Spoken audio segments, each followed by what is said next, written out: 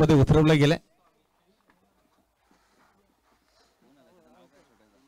कुणाल नवीन फलंदाज डावकऱ्या त्याचा बॅटर आहे. एका वेगळ्या शैलीमध्ये त्याने मात्र मैदानाच्या आतमध्ये स्टान्स घेतला जाताना त्याची व्हिडिओ क्लिप तुम्ही नक्की रिवाइज करून पहा.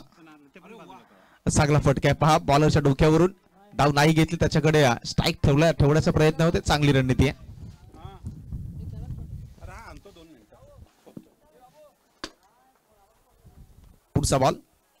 पुढचा बॉल वरती खूप चांगला फटका आहे. आणखीन एक खूप चांगला फटका. चांगली बॅटिंग करते कुणाल मैदानाच्या आतमध्ये. प्रत्येक बॉल जर तुम्ही पाहिला तर तो कनेक्शन करतो. ही खूप चांगली गोष्ट आहे. बॅट वरती घेतो त्याच्यानंतर त्याच्या फटके येतात. एक आमचा छोटा खेळाडू आहे. यावेळी खूप चांगला फटका आहे. अप्रतिम बॅटिंग कुणालची मैदानाच्या आतमध्ये सुरू आहे.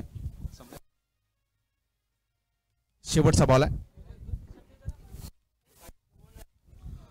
ओव्हर नंबर 3 मधील अंतिम आणि शेवटचा बॉल.